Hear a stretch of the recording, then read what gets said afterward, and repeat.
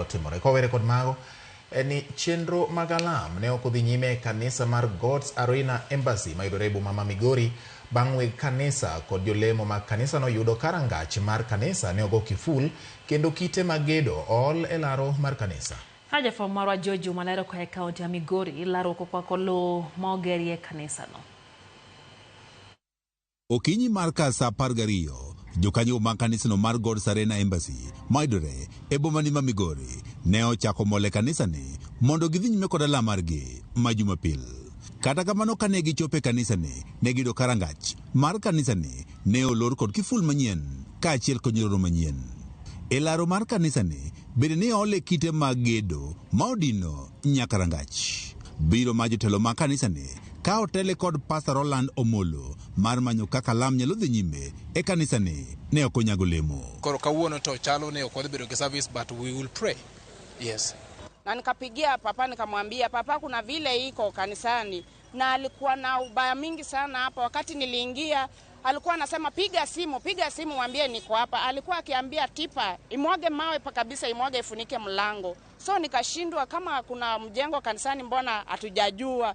Omolo men pastor maduong' mar kanisa ni wach ni lo ma kanisa ni nitiere ne odesne gi kuom higni 3 kendo kinde manomigi pok orumo ka bende ne osemana mokum jotend kanisni ma Migori mowacho ni makoro tiyo kod jomoko mar podho kanisa ni.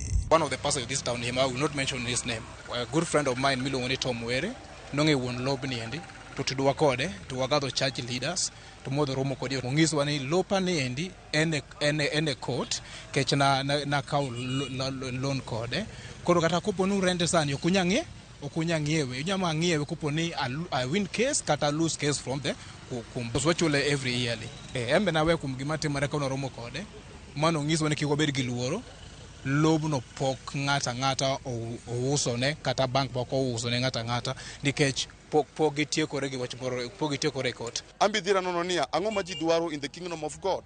Maduga penjora ni kare joma donje kanisi nigi ang'o matimore.